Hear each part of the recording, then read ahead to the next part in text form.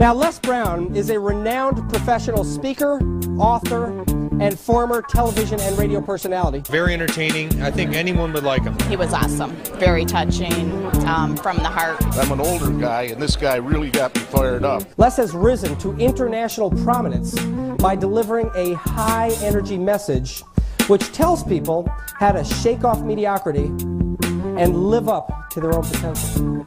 It is a message that he has learned from his own life, and one that he's helping others to apply in theirs.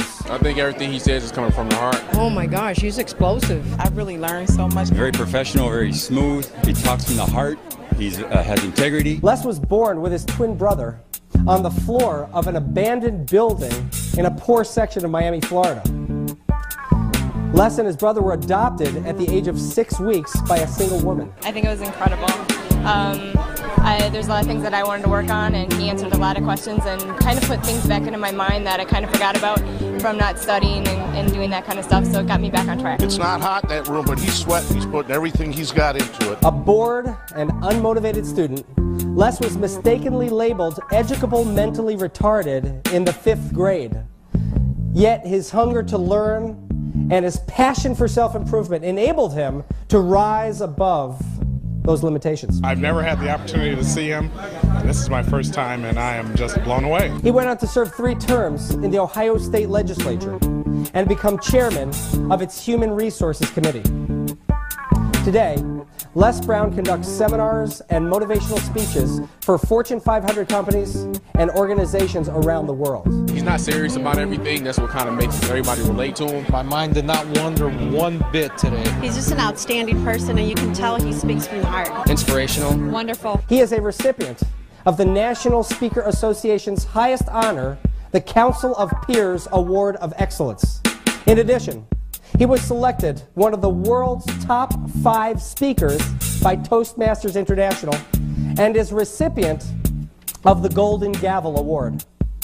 Les is known internationally for his ability to inspire and motivate through his public presentations, PBS TV specials, audio and video learning programs, and best-selling books. It's awesome. I just absorbed everything. As an authority on understanding and stimulating human potential, his messages change lives. Ladies and gentlemen, please join me in welcoming Les Brown.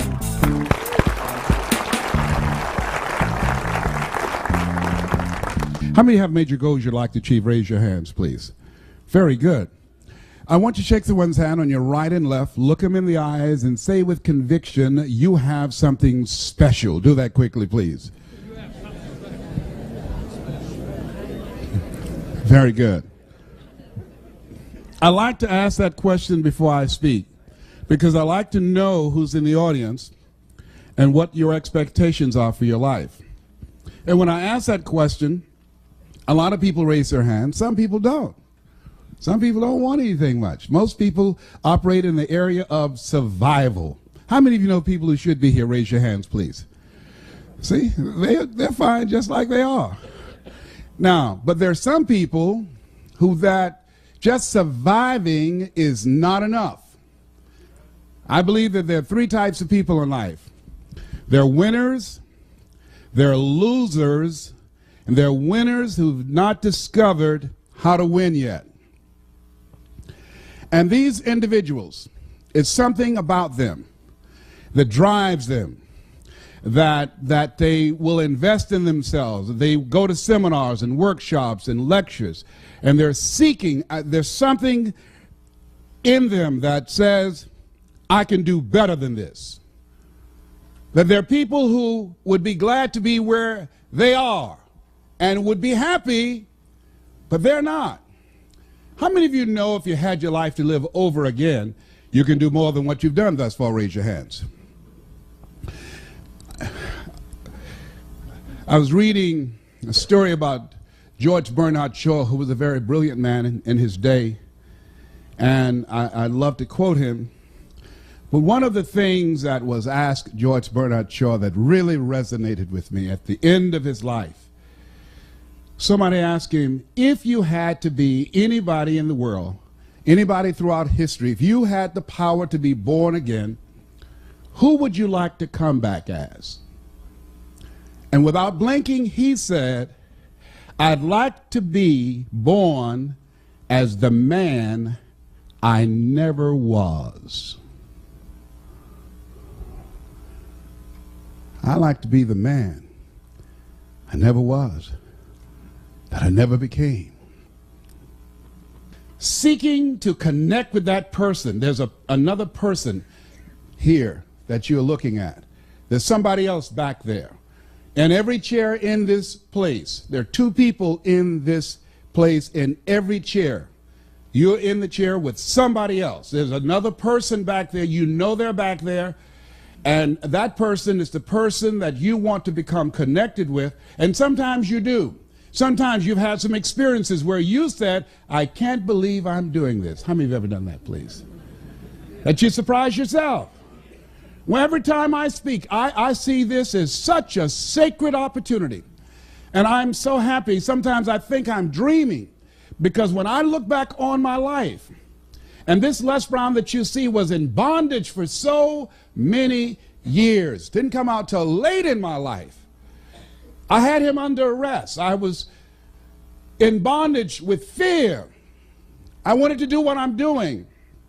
And I thought about things I wanted to accomplish, and I held myself back because I was afraid to fail. I was afraid to make mistakes. I was afraid that I would embarrass myself. I was intimidated by people who had college degrees because I didn't have a college degree. I still don't have a college degree. And so I would think about the things I wanted to do, and then I would start thinking about the fact, Les, you can't do that. So that's what I told this guy in me. Les, you can't do that. You don't have a college education. Les, I hear what you're saying, but come on, be logical. Be practical. You can't do that. I know you feel good going to see Zig Ziglar and Tony Robbins and the late Dr. Norman Vincent Peale and Robert Schuller. I know they motivate you and inspire you, but get real. You can't do that. You never worked for any major corporation. Come on. Let's be practical. Be logical. Oh, yes, I know people told you you have a gift of gab and you have a nice personality and you're funny and you make people feel good and you make them laugh, but you become a speaker, speak for corporations, train and teach people and motivate people to do something you've never done.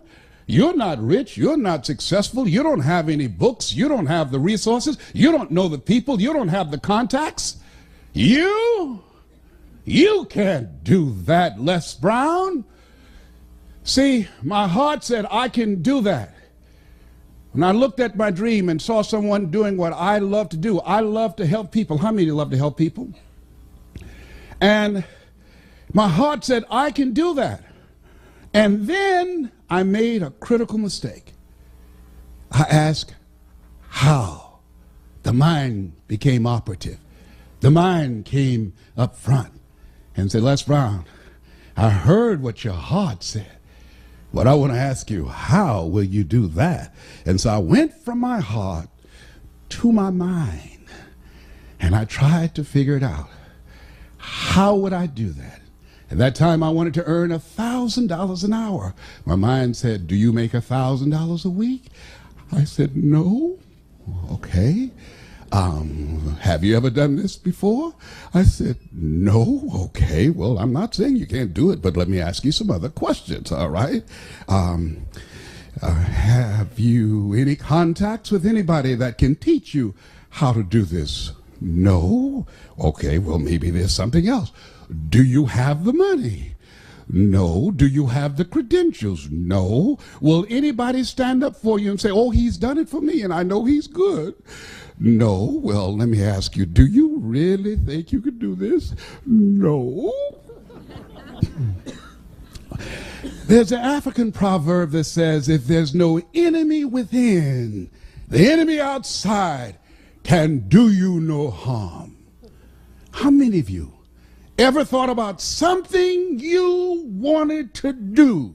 You felt it in your heart. You couldn't explain it. You felt it in your heart.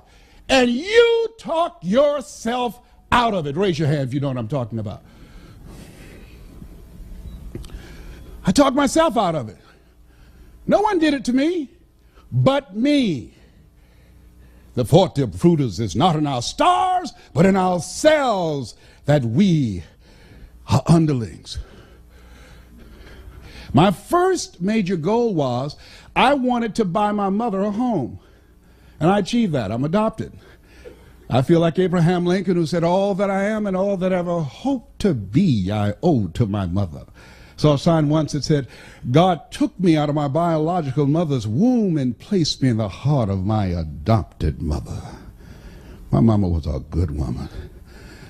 She adopted 7 children. Mama only had a 3rd grade education, but I admired her character. I admired her personality. She never met strangers. Mama met you right now. She would talk your head off. You know, she was a funny woman. She always had a sense of humor. Mama walked fast. We walked with Mama downtown. We had to hold her dress. Mama would walk fast. We trying to keep up with Mama. Years later, at the end of her life, she was 89 and suffering from breast cancer. We took her to a furniture warehouse, and she got out of the car with my sister, and she was holding my arm, and I said, Mama, I said, they have a wheelchair here. Can I get this wheelchair for you? And I went and got the wheelchair, and she looked at me, she said, no, boy, I would walk this place myself. I said, Mama, but it's so huge, Mama. I'll roll you in the wheelchair. She said, I'm fine. And I saw her straighten herself, and she walked it herself. I admired her strength. I said, oh, Mama, you know, this morning I got up, and every time something happens to me and I want to get down and I want to surrender to any of the challenges I encounter, and I got up this morning, and the sciatic nerve and this L5 and L4 of my lower disc protruding, and I was in pain, and my body said, you can't do this speech today. And somebody said, are you going to surrender to this pain, or are you Mamie's boy? Get up and straighten your back. You can do that speech. You can walk that flow yourself. When you start walking, you won't feel anything but her presence with you. Sometimes we have to stand up inside ourselves. Sometimes we have to fight ourselves. Sometimes you have a dream and goal that you want to achieve, and you say, oh, I can't do that. You got to tell yourself to shut up. I can do it. Don't tell me I can't do that. Sometimes you got to talk to yourself. I can do it. I'm Mamie's boy. Oh, I can do this. Oh, I will do it. I have got to do this. What you think about your dream? And I want you to increase your dream dramatically. And I said you have something special. I'm telling you what I know. You have greatness in you. You have the ability to do more than you can ever begin to imagine. I don't even know you, but I'm telling you what I know from my own experience. And greatness, ladies and gentlemen, greatness, it's a choice. It's not your destiny. Most people never discover their greatness. Most people, ladies and gentlemen, go to their graves living a life of mediocrity, living a life far below their potential. Oliver Wendell Holmes said most men and women go to their graves with their music still in them. A friend of mine, Dwight Pleasure, was eulogizing his brother in Chicago, and I attended the funeral. Dwight, powerful speaker, he gives a presentation called How to Start Over Again, how to make it from scratch. Oh, Dwight is powerful. Dwight had lost his life for years to drugs and crack cocaine, lost everything, and he came back again. He demonstrated comeback power going around the world, changing people's lives, and he was eulogizing his brother. He said, and the room was very quiet and very somber, and he said, my brother was in the room in California, and they told me he died by himself. And he said, and I submit to you that my brother didn't die by himself. That with my brother died a lot of dreams. With my brother died a lot of potential. My brother had a lot of good ideas. And my brother was one of those guys that said, one day I'm going to, and everybody started laughing. Because everybody knew his brother was talking about various things all the time. One day I'm going to do this, and one day I'm going to do that, and one day I'm going to do. He had a lot of good ideas that he never acted on. And when he died, when he took his last breath, all those ideas, and one day I'm gone, all of that went down in the grave with him. Henry David Thoreau, come forward, what are your words? He said, oh God, to reach the point of death, only to realize that you've never lived, only to realize that you've never scraped the surface of your potential. Jim Rohn, come forth, what would you say? When the end comes for you, let it find you conquering a new mountain, not sliding down an old one. Oh, no. Ladies and gentlemen, a lot of people die full of their dreams, full of talent, full of ideas, full of skills, full of intelligence and abilities that they never reached for. They never tapped. They never got into. They never used it. Never used it. And so how do we do that? What is it that blocks us? Well, I mentioned one. Mine was fear. Here's another one. I didn't feel good enough. I was comparing myself to other people. I didn't feel, because I didn't have a college education, and based upon my failures and disappointments in the past and things that I'd attempted to do and they did not work out, I built a very practical, realistic, logical case on why I couldn't have my dream. And so I want whatever dream you have, I want you to expand it, I want you to increase it, and I want to warn you, don't ask yourself how you're going to do it. How is none of your business. Don't get trapped there. And don't worry about failing. You're going to fail. You're going to make some mistakes. You're going to look stupid. Why? It's called life. Write this down. Make it okay to fail. Goethe says, that which does not kill you will make you stronger. See, well, I found that, as the saying goes, most people fail in life not because they aim too high and miss. Most people fail in life because they aim too low and hit.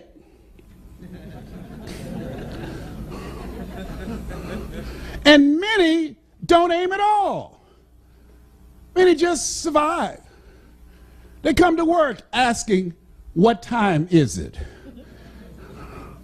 And they work just hard enough to keep from being fired. And they are getting paid just enough to keep them from quitting. In order to reach your goals and do some incredible things, ladies and gentlemen, I say that you have something special. You have got to have faith and ignorance. You've got to believe in yourself. You've got to believe in what you're doing. You've got to believe in your product. You've got to believe in your services. You've got to believe in a power greater than yourself. You've got to believe in the power of pursuit. And you've got to be ignorant enough to know that you don't know what you can't do. Don't rule anything out for you. Eye has not seen, ear has not heard, nor has entered the heart of humankind what God has in store for you. Repeat out to me, please. Leap and grow your wings on the way down. Yes, so you're going to be a good salesperson. You've got to be a risk taker. Here's something else I tell you what. You want one of the keys? What will separate great sales professionals from people that are mediocre? I tell you what. I learned this as a kid. I used to sell newspapers.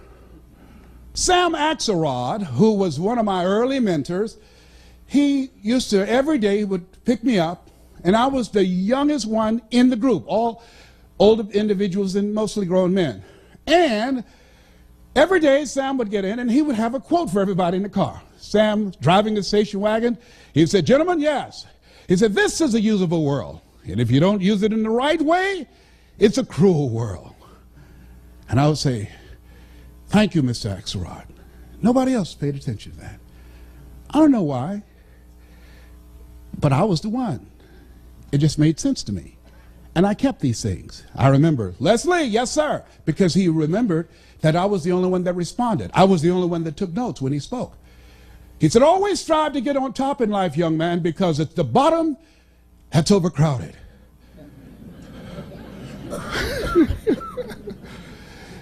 Yes, sir. Thank you, Miss Axelrod.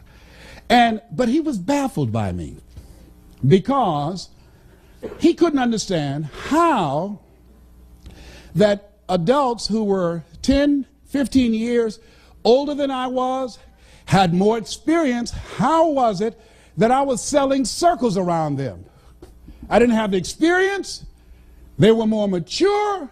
How did this little young kid come there and outsell them? 2 to 1 in many cases. He couldn't understand when at the evening of the close of the day, he would look around and do a head count and say, wait a minute, somebody's missing. And everybody said, you know who it is, that Leslie guy. Leslie! Yes, sir. Hey, come on, nobody sold anything. It's dead territory. Oh, I can't come now, Sam. Why? I haven't sold anything. Leslie, no one sold anything. You guys sold anything? No, sir. Some of the territories are dead, Leslie. Sam? Yes, sir. I can't come. Why? I haven't sold anything. Leslie, no one sold anything. That's them, Sam. I'll get home all right. I'll be all right. Leslie, in order for you to get from here back to Overtown from Liberty City, you've got to pass the 20th Street Sharks, the 14th Street Gang. Leslie, that's dangerous, young man. Sam, I'll be all right. It's late. It's late. It's after 8 o'clock. I'll be all right. And the guys would say, come on, Sam. He's a fool. Leave him. Leave him. He won't stop. And see, these guys, it was just extra chump change, I guess. I don't know. Maybe to have a new suit, pay a little small bill here and there. For me, it was different. My mother adopted 7 children. Because of arthritic conditions, she'd lost her job. So my reasons were different. Write this down. 5 reasons, whatever you goes on dreams are, why you won't fail. 5 reasons. 5 reasons why you won't fail. Nietzsche said, if you know the why for living, you can endure almost anyhow. 5 reasons.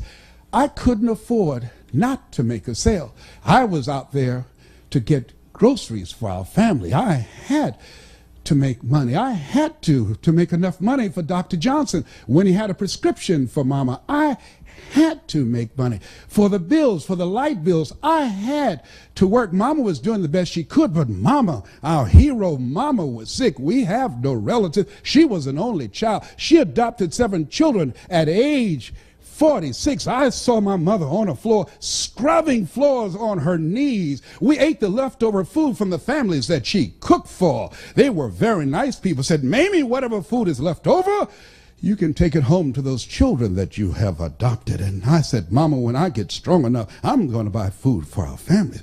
We wore the hand-me-down clothes of the children that she kept. They would say, Mamie, whatever clothes here that you could use, these children of mine don't need these. Take them home and let those kids wear those clothes that you have adopted. If they were too large, Mama would sew and take them up. If they were too small, she would let them out. And now Mama was sick, and I said, Mama, what, boy? I'm going to take care of you. How? Don't worry, Mama. And I sold newspapers, and I sold television sets, and I used to collect copper and aluminum from garbage cans and junk piles, and I would bend them together and put them in a bag and a box, me and Boo, and we'd take them to Pepper's Junkyard over in Overtown, 11th Terrace and 4th Avenue, and they put them on a scale and give us $5. I would stand on the corner. Hey, we need some boys to come move some stuff. Hey, you're too small. Oh, I'm small, but I'm strong. You see my muscle, man? I'm strong. Okay, boy, you got a lot of mouth. You better be able to be strong. You know? And I'll be grunting stuff and carrying stuff. You know, I was determined I wasn't going to steal. That was not an option. Mama worked too hard. I promised my mama, I'll never get in trouble. I'm going to do the right thing. Mama, I'm so proud of you, and I'm so glad that you decided to adopt us. I love you so much. I'm going to take care of you, Mama. I'm going to work hard just like you. Just like, isn't it interesting how kids can be in the same family, raised by the same parents, same circumstances, end up dramatically different? What is that? Remember I said that you have something special? I believe that people go to seminars and workshops. They have that's something. I don't know what it is. It's just something about us that we're different. We don't know why we just got to have more. We don't know why we have this restlessness and say to ourselves, this just can't be it. There's got to be something better. We don't know. We just got to do this. We just got to keep on stretching, got to keep on learning. We don't care about failing. I read something that was in my first book by Dr. Benjamin Mays. He was a great man, great motivator, one of the mentors of Dr. Martin Luther King Jr. Dr. Benjamin Isaiah Mays says, it must be borne in mind that the tragedy of life does not lie in not reaching your goals. The tragedy lies in not having any goals to reach. It isn't a calamity to die with dreams unfulfilled, but it is a calamity not to dream. It's not a disaster to be unable to capture your ideas, but it is a disaster to have no ideas to capture. It's not a disgrace not to reach for the stars, but it is a disgrace to have no stars to reach. I say you got goals and dreams, things that you're reaching for, things that will make you stretch, things that will challenge you. I say don't lose that passion and that drive for life. It will keep you alive. I'm telling you what I know. Doctors looked at me 8 years ago and said, you have cancer. 8 years ago, they gave me 2.5 years. I was still here. I told my group of speakers that I trained, I said, I'm going to beat this, and this is a year. All of them said, okay, Lester, we believe you, man. We're believing in you. And then they start calling the person who manages my speaking program and say, will we get a refund when he dies? Because they were believing the numbers. Because the PSA 1 to 4 is normal. 119, that's serious. I went to the MD Anderson, which is #1 in the world. Sloan Kettering, Johns Hopkins, Howard University. Went to all type of doctors and urologists and oncologists. And they said, Mr. Brown, I'm sorry, young man, but we've done all we can do. And let me share something with you. Write this down. Work on yourself. See, the people that are going to reach their goals and dreams, not only do they have compelling reasons that drive them, because the thing that drove me, that kept me ahead of everybody else, I had some compelling reasons of why I was selling television sets, no money down. I had some compelling reasons that I'd go to a door at 10 o'clock at night and knock on the door. Hello? Yes? Who is that? Hi, would you like to buy a nice working television set, no money down? Boy, do you know what time it is? Yes, I do. It's 10 o'clock at night, and I take care of my mama, and I'm going to sell a television set tonight to somebody, and it might as well be you. And finally, somebody said, fool, come on in here. It better be a good one. You got to have some reasons. Reasons will drive you. Reasons will give you comeback power. One of my good friends, Willie Jolly, has a saying, one of his books, that if you get knocked, no, he says, a setback is a setup for a comeback. A setback is a setup for a comeback. When they said, you have cancer, one of the things that was different for me than everybody else, and I just finished doing a presentation called You Are More Powerful Than Cancer, was because of the fact that I listened to so many positive things. I went to so many lectures. I talked to so many people that were cancer conquerors. I asked them, what did you do?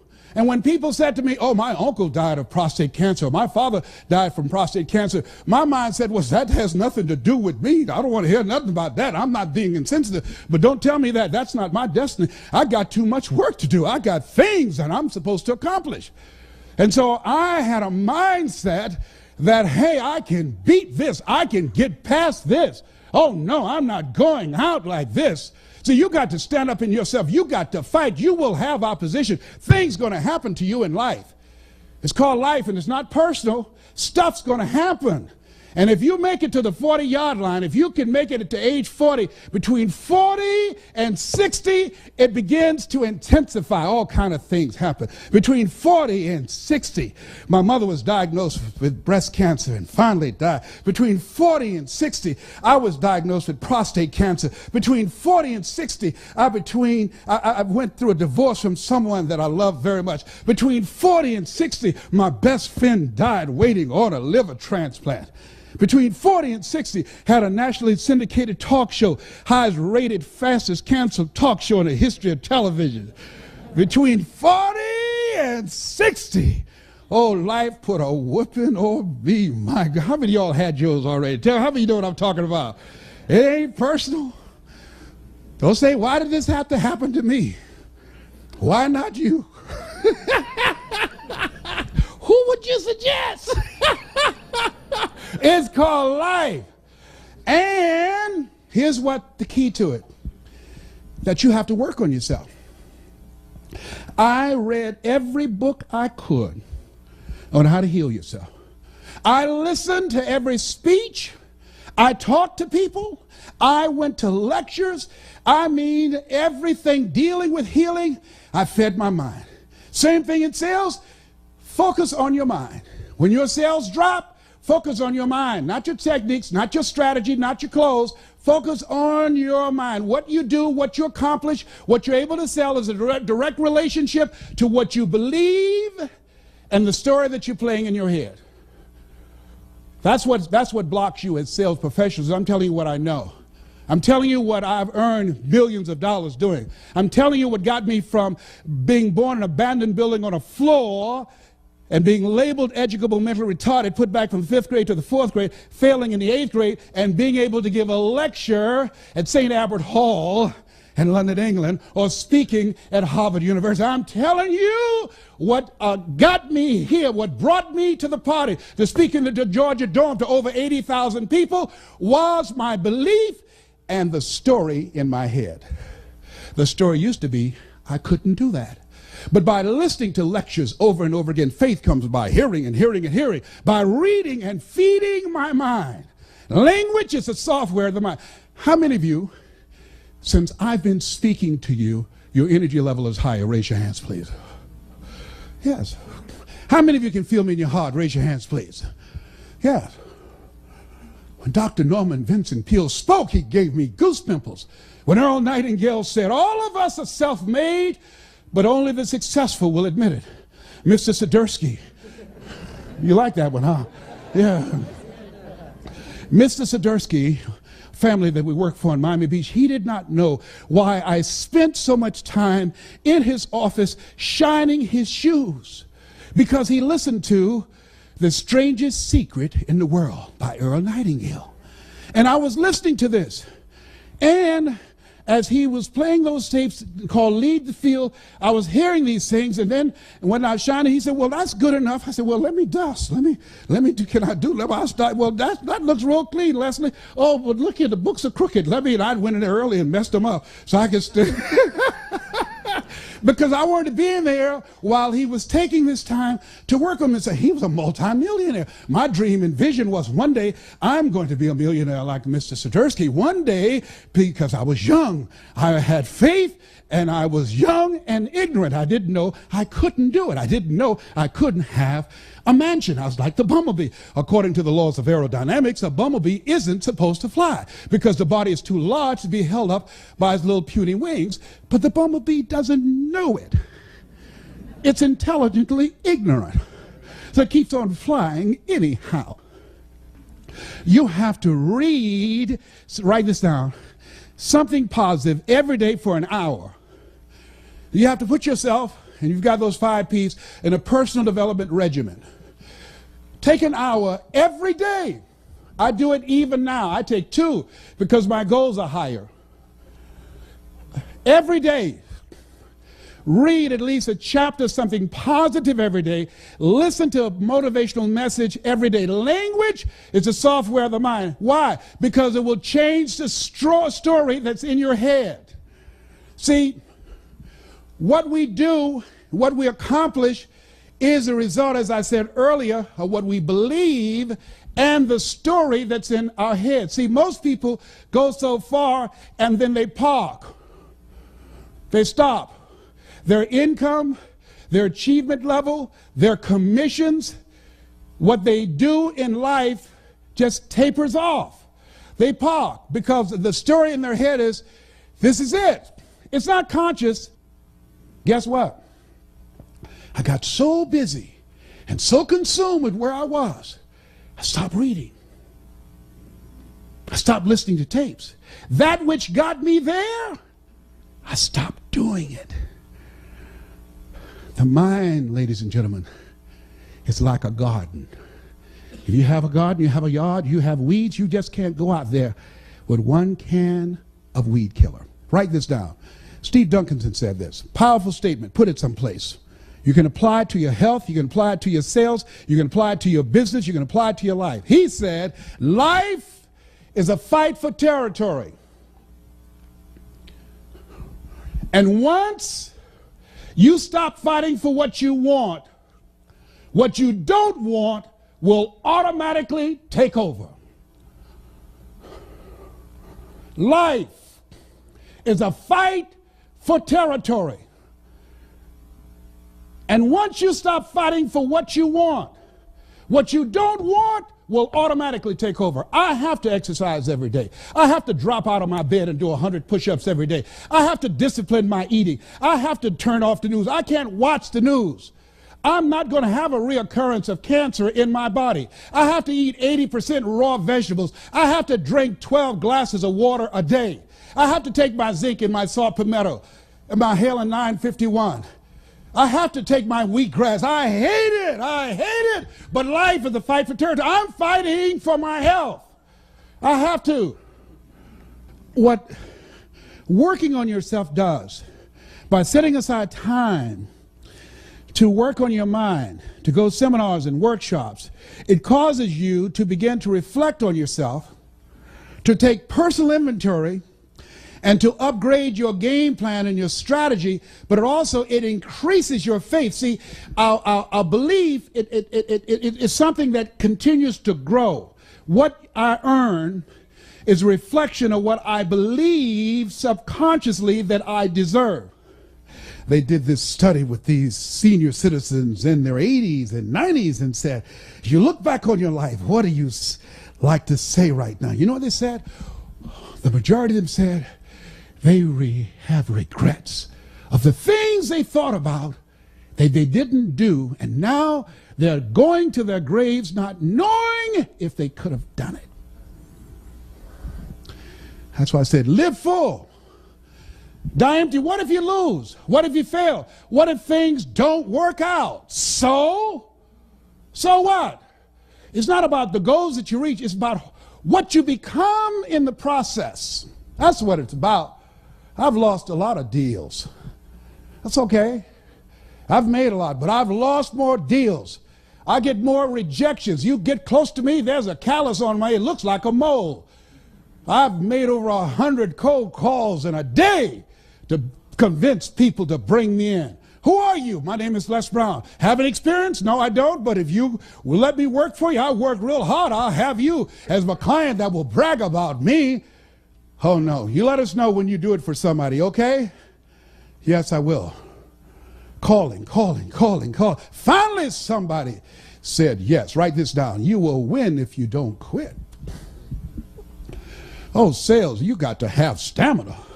You've got to have staying power. You want to be successful in sales, you've got to know your vitamin. Oh, you can't be a wimp. Someone says no, that's when we get excited.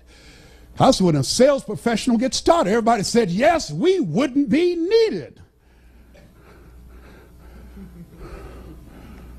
Let us say together, it's possible.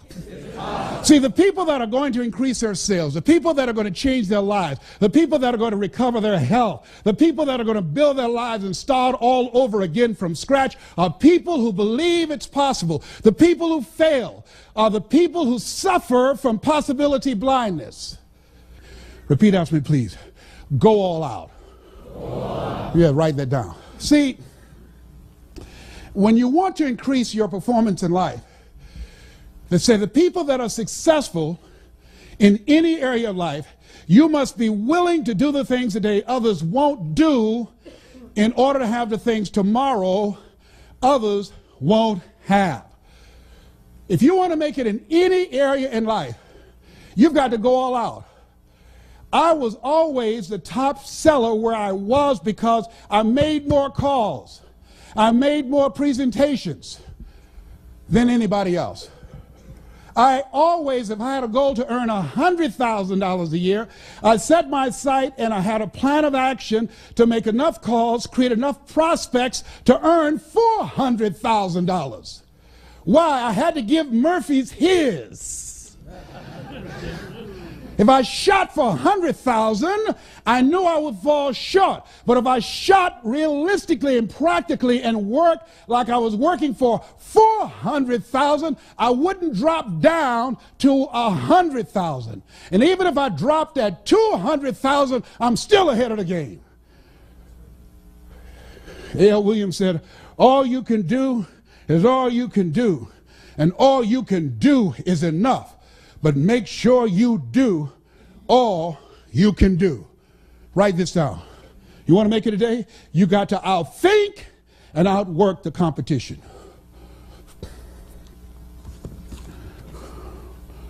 Outthink and outwork them. We're going to take a break and I'm going to share with you some other strategies that will give you the competitive edge. I don't care what you're doing. I outwork my competition. When I decided to become a motivational speaker, my goal was not to be just another guy out here. I trained speakers. And I say, let me tell you what has governed the industry. The Dale Carnegie course, which is a great course. Tell them what you're going to tell them, and tell them what you told them. I said, you want to be successful in speaking or anything else? I said, listen to me. My favorite book says, and all thy getting, get understanding. You want to be successful in any business and any sales, first thing you want to do is know your customer. I tell people spend more time listening to them, asking questions, finding out what they need. Don't go in running your mouth. Some people talk their way in and talk their way out. Have you seen them do it? Raise your hand. Find out who they are. Find out what do they want. Ask questions. Give a presentation from their point of view, not from your point of view. Let them see you as a resource, as a consultant, as a strategic partner. Don't go in selling. Build relationships. Zig would say, people don't care how much you know until they know how much you care. Here's something else. And whatever you want to do in becoming successful, write this down. Master your knowledge of the marketplace and the product. When I decided to become a major player in this industry, I started out reading one book a week. You must be willing to do the things today others won't do in order to have the things tomorrow others won't have. The average American reads one book a year. If you decide to become an expert professional in your area and becoming knowledgeable about your customer, about the product, about the industry, about the competition, if you just study and read one book a month, in 5 years, when the average American read 5 books, you'd have read 60 books. It will make you an expert. Here's the other thing that we'll talk about when we come back. Write this down.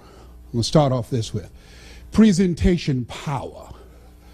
The difference between successful and unsuccessful sales professionals is the power to present. Mr. Washington said, Mr. Brown, yes, sir. Man changed my life. I was in his class waiting on another student. He said, young man, go to the board and work this problem out for me. I said, oh, sir, I can't do that. He said, why not? I said, I'm not one of his students. He said, look at me. Yes, sir. Go to the board and work the problem out anyhow. I can't do that, sir. Why not, sir? Because I'm educable, mentally retarded, sir. I'm in special education. And as the students erupted in laughter, he came from behind his desk. He looked at me. He said, don't you ever say that again. Someone's opinion of you does not have to become your reality.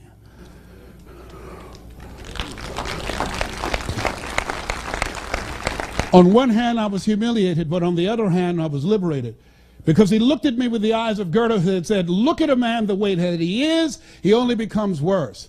But look at him as if he were what he could be, then he becomes what he should be.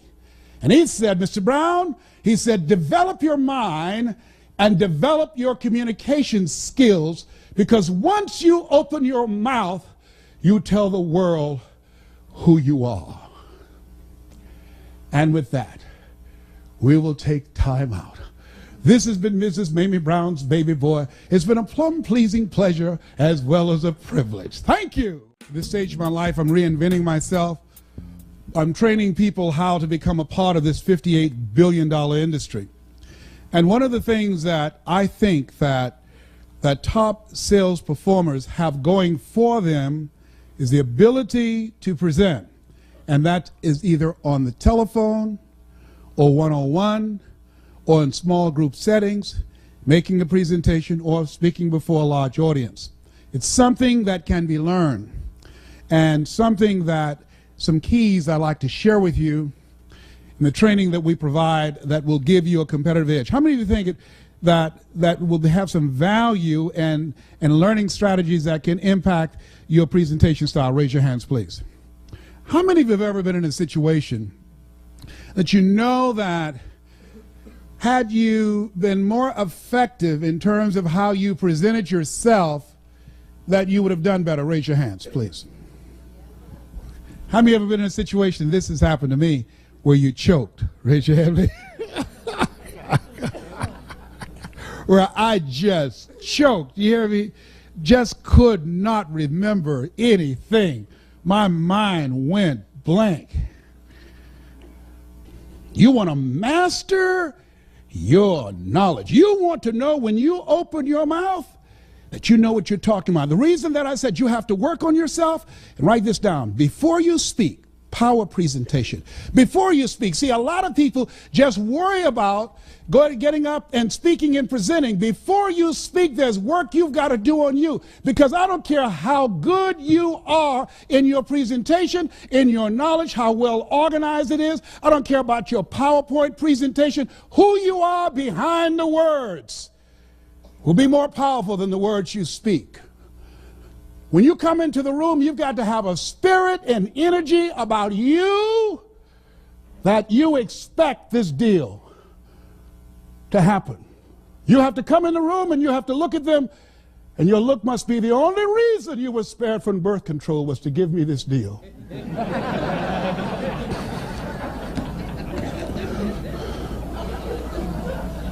Before you speak, your body language, when you come in the room, watch your posture, your mindset. Before you speak, listen to positive motivational messages. Before you speak, read 10 to 15 pages of something positive. Why? It increases your energy. We're all connected, ladies and gentlemen. Haven't you felt people's energy? There's some people, you'll get around them and you just say, there's something about that person, I don't know what it is, but I don't like their energy. How many of you have been like that, right? How many of you ever walked into a deal and you knew the deal was done before you took the contract out? Raise your hand, please. You knew it. You knew it.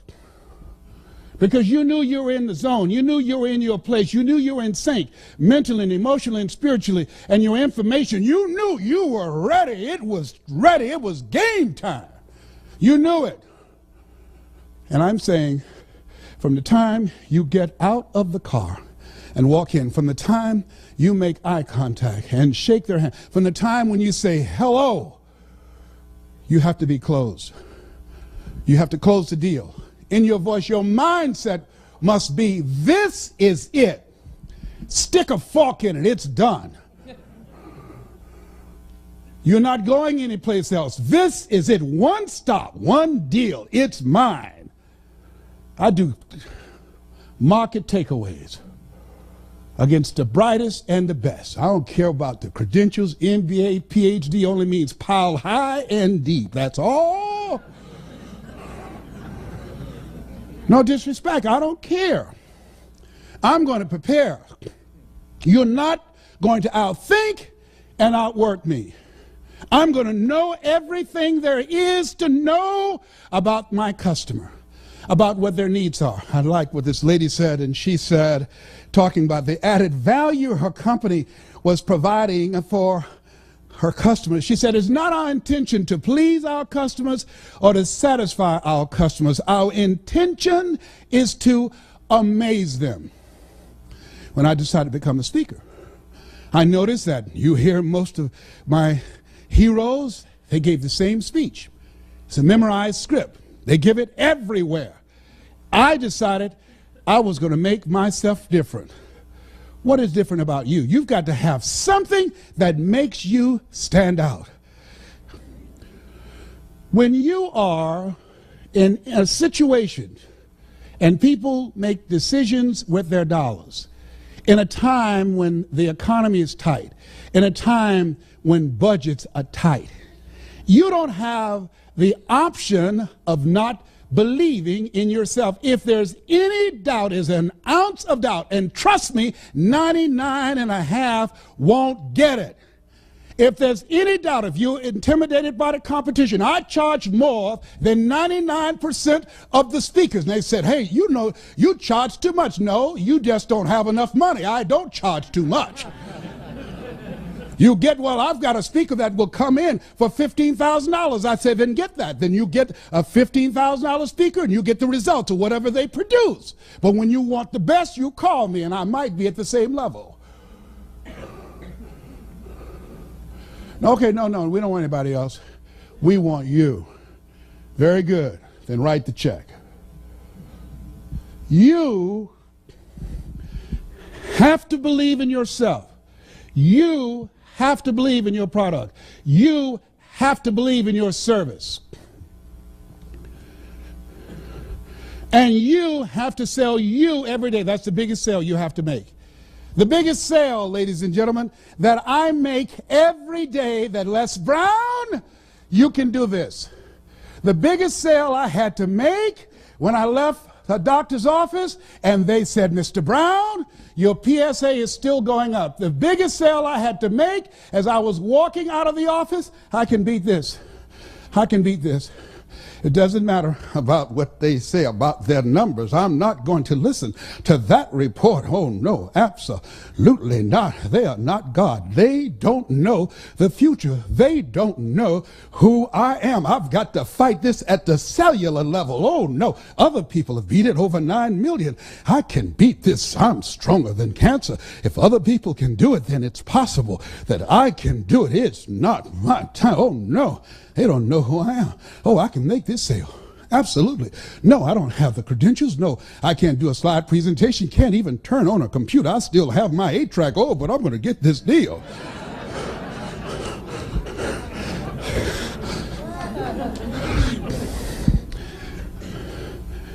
You got to sell yourself every day. And sometimes you get scared. I like what Ambrose Redmoon said, that courage is not the absence of fear. Courage is the judgment that what you want is more important than your fear. I used to be intimidated by people because they had more education, because they had more money, because they had credentials, because they had contacts, because they had 4-color brochures, because they had books, and I didn't have all these things, because they had infomercials and they had television exposure, and I didn't have all those things. But the judgment that providing for my family was more important than my feeling inferior, more important than my fears. The judgment that I have to control my future. The judgment that I want to be able to take care of my mother, that when my mother becomes ill, I want to be in a position to do more and just pray for her. Oh no, whatever she needs medically, I will be able to write the check. The judgment that my children would have a choice to go to the college of their choice to give them a competitive edge in the future. The judgment that, oh no, one day I'm going to be able to have vacations. I will go to Paris. I'll go to Tahiti. I will go to Jamaica. I will go to Hawaii. The judgment, I have more time for myself. The judgment that I'm going to secure my grandchildren's future and my great-grandchildren. The judgment of those things that make life worth living was more important than my fear. What is it that will make it worth it for you? To face the rejections What is it that will make it worth it for you to brainstorm and not be intimidated and say, I can do this? What is it that will make it worth it for you to raise the bar on yourself and say, I got some more stuff in me. Oh, I haven't even gotten my biggest deal yet. What is it that will make it worth it for you to go back to a customer who slammed a door in your face? What is it that will make it worth it for you to know your vitamin, that you become empowered by it? What is it that will make it for you when you want to give up? You can't buy a sale, and things are working against you, and you get close to making your numbers, and then they double your quota. What is it? You got a sales manager breathing down your neck. Don't give you the tools. Don't give you the resources that you need. You're working in a toxic environment, and rather than working together, they're working against you. What is it that will make it worth it for you to get out of the car when you want to keep driving past the office because of the stress? What is it that gives you the strength and the power? I got a saying on one of my tapes, and life knocks you down, try and land on your back, because if you can look up, you can get up. What is it that will help you get back up again? Can you feel me up it here, up it here? Come on, get over that, a round of applause. Come on now.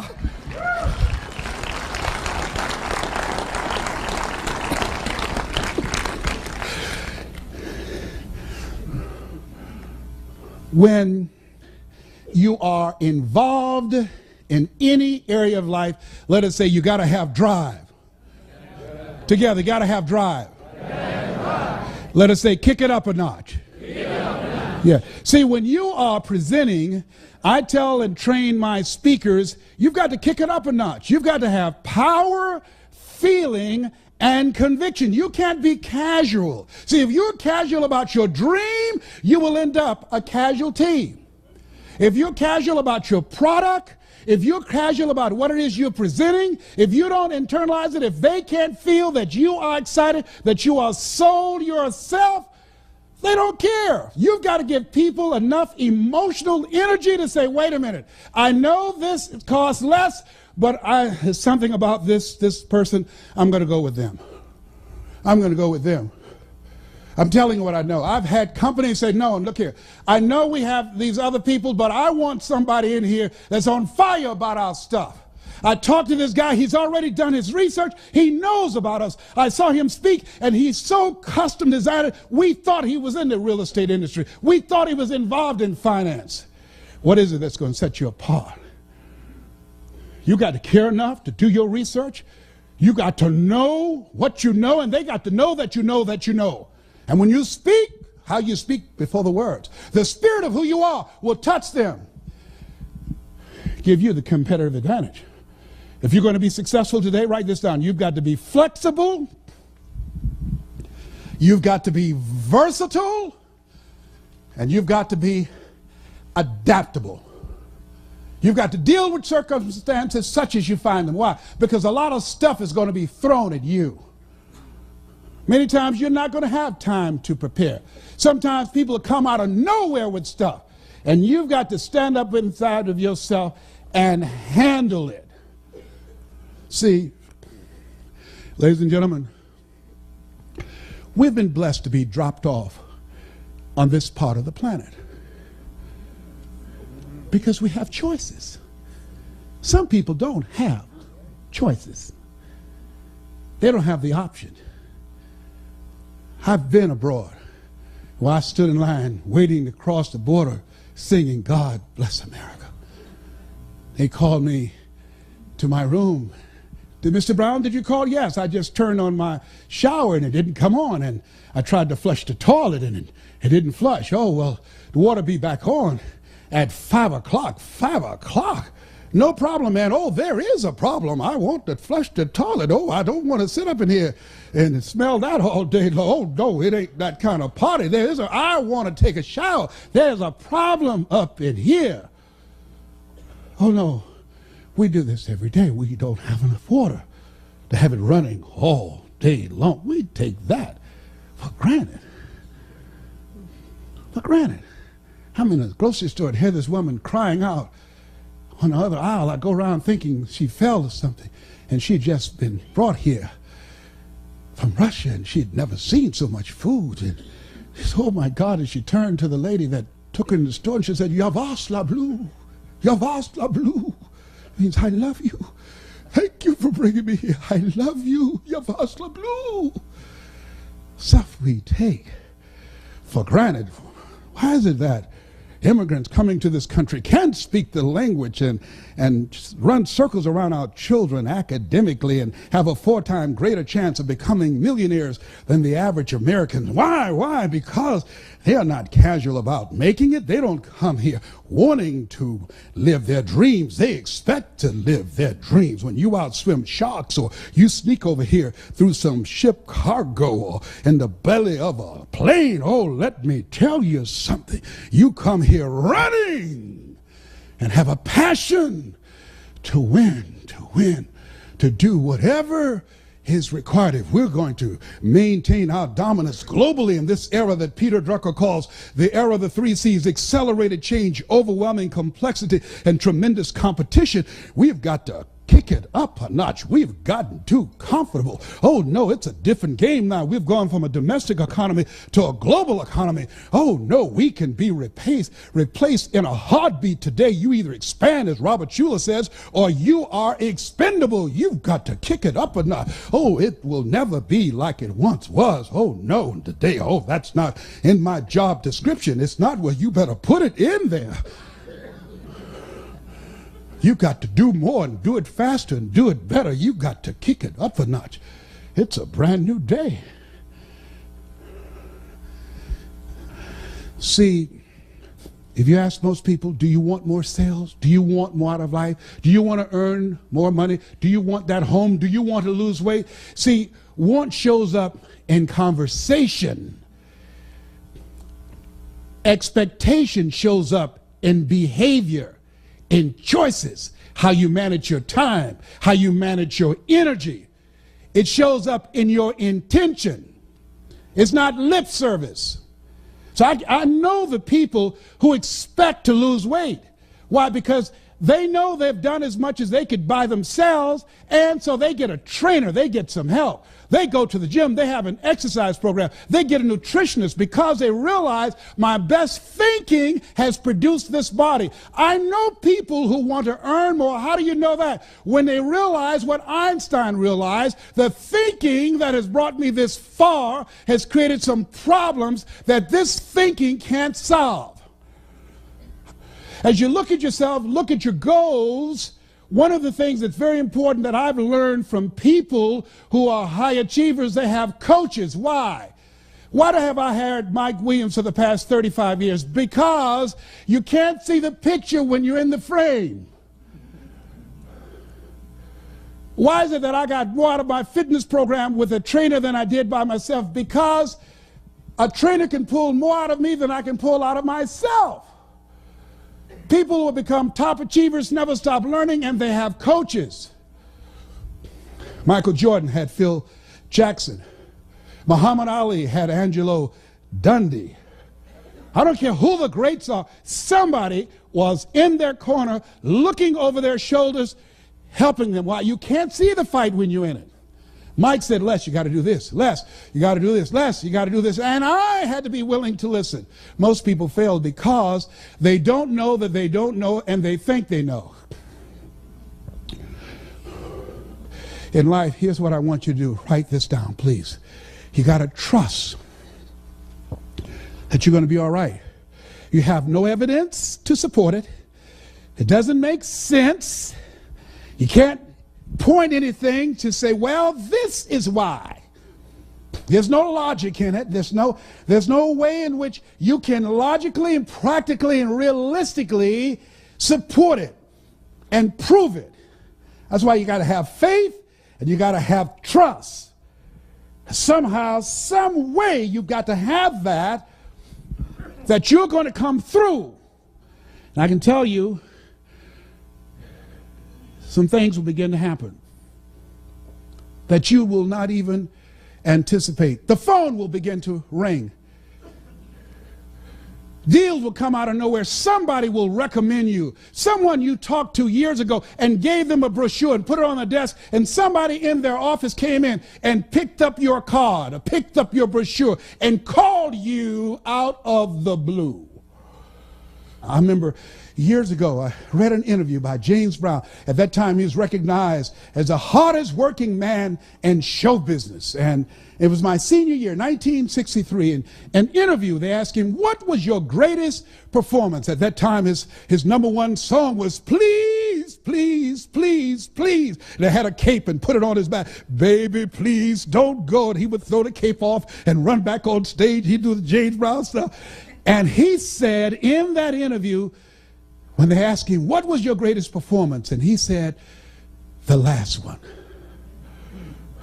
The last one. See, you're always in competition with yourself. I'm working on being the best presenter I have never been. You're working on being the best salesperson you've never been. You're working on being the best father, the best mother you've never been, the best entrepreneur you've never been. There's somebody else in you back there. And as you work toward becoming that person, who you are right now must die daily. You've got to kill that person off. You've got to be willing to give up who you've been for who you can become, to release what Elizabeth Browning called the imprisoned splendor. The road will come as you take each step. That you're going to go into uncharted territory. You're going to do what Henry David Thoreau said. Do not go where the path may lead, but go where there's no path and leave a trail. You're going to break records. You're going to do some things when you challenge yourself, when you work on yourself, because you don't get in life what you want, you get in life what you are. Most people don't know. If you want to improve your income, you want to improve your circumstances, you want to improve your commissions, you want to improve your life, you got to first improve yourself. You got to first take the time to work on you. Zig talks about a lumberjack whose wood production dropped by 40% because he wouldn't take the time to sharpen his axe. Write this down. Sometimes you have to believe in somebody's belief in you until your belief kicks in. Sometimes you have to believe in somebody's belief in you until your belief kicks in. I want you to think about your best year earning, your best year of sales, your best year of accomplishment, your best year of achievement. Here's what I know about you, and I don't know you, but from people that I've worked with and from things that I've learned and in my own life example, here's what I know about you. Whatever you have done is only a tip of the iceberg of what's possible for you. You can do 4 to 5 times more than whatever you have done. If anybody had told me, given my circumstances, born in an abandoned building on a floor with a twin brother in a poor section of Miami, Florida called Liberty City, if both my parents stood up now in the audience and say, hey, we're your parents, I would not know either one. Being adopted, labeled educable, mentally retarded, failing twice in school, if anybody had told me that in my future I would be speaking to you, in my future I would write books, in my future, even though I don't have a college education, I would produce 6 different specials for PBS and earn millions of dollars. In my future, I would have a nationally syndicated talk show. In my future, I would travel around the world and speak to over 80,000 people in the Georgia Dome. Nobody could have convinced me when I was working at Sears as a salesperson, when I was working for the Miami Sanitation Department as a garbage collector, making $8 an hour. No one could have looked at me when I was walking to empty their garbage and pushing that can forward and kicking it and getting up under it and moving it and straightening my back and walking with it to empty that stinking garbage in a truck with other men older than me and stronger than me. I did not know that this Les Brown that you see now existed. I didn't know. I didn't know. I'm still working. I know there's something else back here. I feel that there's something bigger for my life. And I feel that at this stage of my life, only certain kind of people come see me. People that show up because we're cut from the same cloth, we're branches of the same tree. People who feel me in their heart, people who are strange people like me. You're strange. That's why you're here. You're different. You're different. Mr. Walsh said, Mr. Brown, yes, sir. You want to be successful? Yes, sir. Don't follow what other people do. I feel like a stranger when I have family reunions with my family. When I go to my reunions with my classmates, they talk about retirement. Life is about change.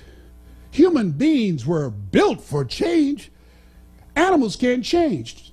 An alligator can't be anything but an alligator. A tree can't be anything but a tree. Human beings, we were built for change, to reinvent ourselves. You must be born again. There's something in you. You're pregnant with unlimited possibilities. You're pregnant with greatness. There's some things in you. In this room, some entrepreneurs. In this room, some millionaires. In this room, some great ideas, great strategies.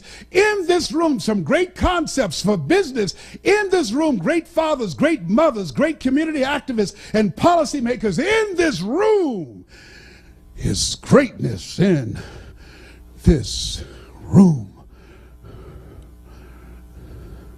I don't know what your goals are. I don't know what you want to do. Here's what I feel. Here's what I have coming to me in my mind that I feel from you. And while you've taken this slice of your life to spend this time with me, to honor me with your presence, because time is so important, I believe that there's somebody in here that it's your time. I remember when Mr. Washington gave a speech, and I just failed math and history and English, and I had to go to summer school for the 5th straight year. He was speaking to the graduating seniors.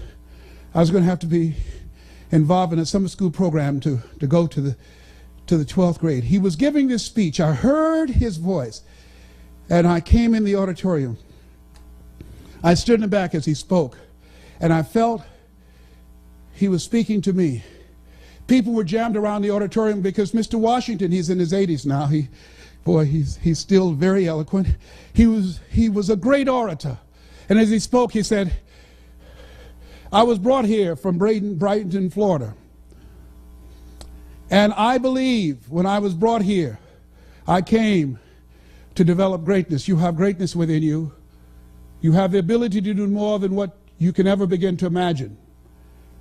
And as you graduate from Booker T. Washington High School, if you leave here with a sense of greatness, it's just one of you have that vision of yourself, then Mr. Charles L. Williams, your principal, and the school board and all the people that were involved in recruiting me to bring me here, their efforts would not have been in vain. If just one of you have the vision, a larger vision of yourself, doing more, impacting people's lives, changing the course of history, creating a brighter tomorrow, then my being brought here would not have been in vain. And they gave him a rousing standing ovation. And as he left and went down the auditorium steps, I followed him. And I said, Mr. Washington. He said, yes. I said, do you remember me, sir? He said, no. I said, my mother, Mrs. Mamie Brown, she works in the cafeteria now. She got started. She's the one that fixed the great sweet potato pies that everybody talk about. I'm the twin, Leslie. You remember I was in your class waiting on MacArthur Stevens, and you told me to do something. I told you I couldn't do it, and I told you I was in special education. I was educable, mentally retarded. And you said to me, somebody's opinion of me does not have to become my reality. He said, yes. I wrote that down, sir. I see that every day when I get up. It's on my bathroom window, sir. On my mirror in my bathroom. I repeat that to myself. It doesn't bother me anymore that people call me DT, the dumb twin. He said, I'm glad to hear that, Mr. Brown. I said, sir? He said, yes. You said that if anybody, just one person in there got a larger vision of themselves, that your being brought here would not have been in vain. He said, yes. Well, sir, I'm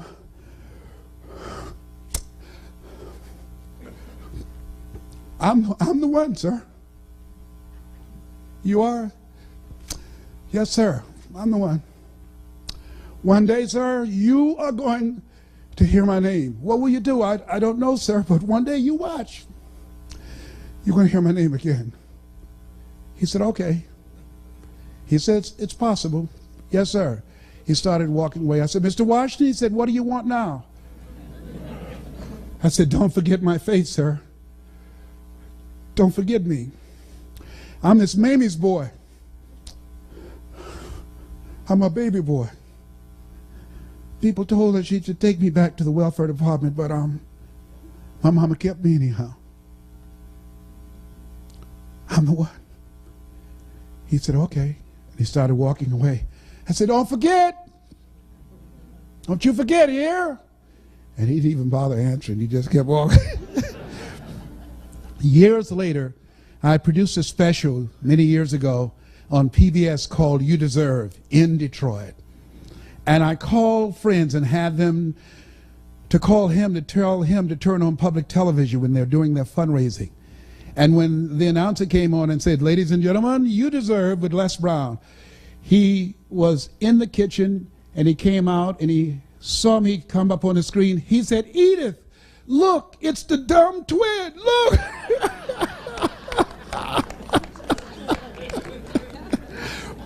And he called me in Detroit, and this was, and I cannot wait to tell you the story, how I used to sleep on the floor of the Penobscot building and building my business.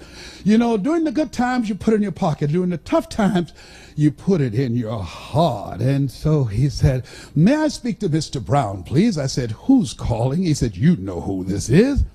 I said, oh, Mr. Washington, it's you. He said, you were the one, weren't you? I said, yes, sir. He said, but you were so crazy. I said, I know, but I'm rich now.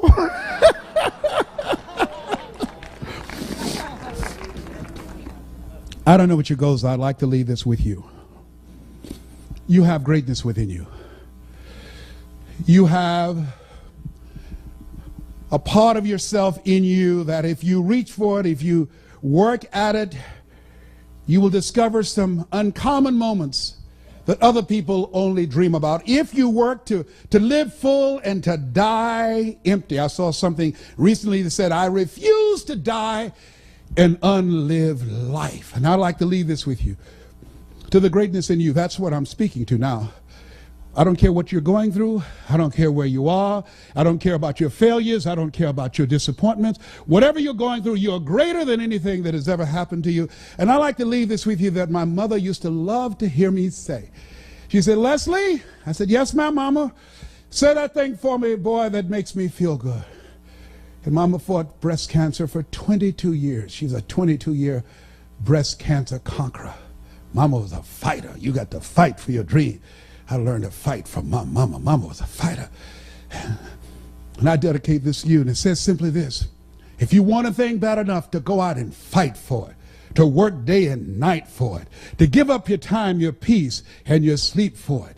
If all that you dream and scheme is about it, and life seems useless and worthless without it, and if you gladly sweat for it and fret for it and plan for it, and lose all your terror of the opposition for it, and if you simply go after that thing that you want with all of your capacity, strength and sagacity, faith, hope, and confidence, and stern pertinacity, if neither cold poverty, famish, or gulf, sickness or pain or body and brain can keep you away from the thing that you want, have dogged and grim you besiege and beset it, with the help of God you'll get it.